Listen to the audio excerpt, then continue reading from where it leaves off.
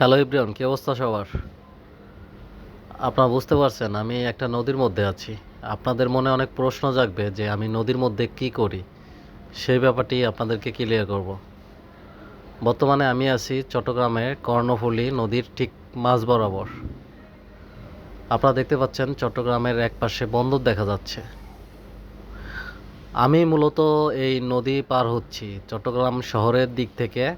আমি দক্ষিণ চট্টগ্রামের একটা জেলায় যাওয়ার চেষ্টা করতেছি। শুধু আমি না, আমার সাথে অনেক মানুষ আছে যারা দক্ষিণ চট্টগ্রামে যাবে।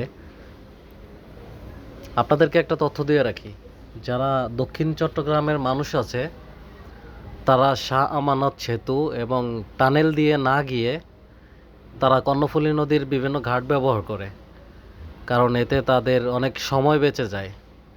বিশেষ করে এই কর্ণফুলী নদী পার হয় তারাই যাদের বাড়ি আনোয়ারা, মজ্জার ট্যাক এবং কর্ণফুলী থানায়। তারা শহর থেকে খুব তাড়াতাড়ি যাওয়ার জন্য এই কর্ণফুলী নদী পার হয়ে তারপরে যায়। এখানে অনেকগুলো ঘাট রয়েছে বন্দরের এদিক সেদিক দিয়ে।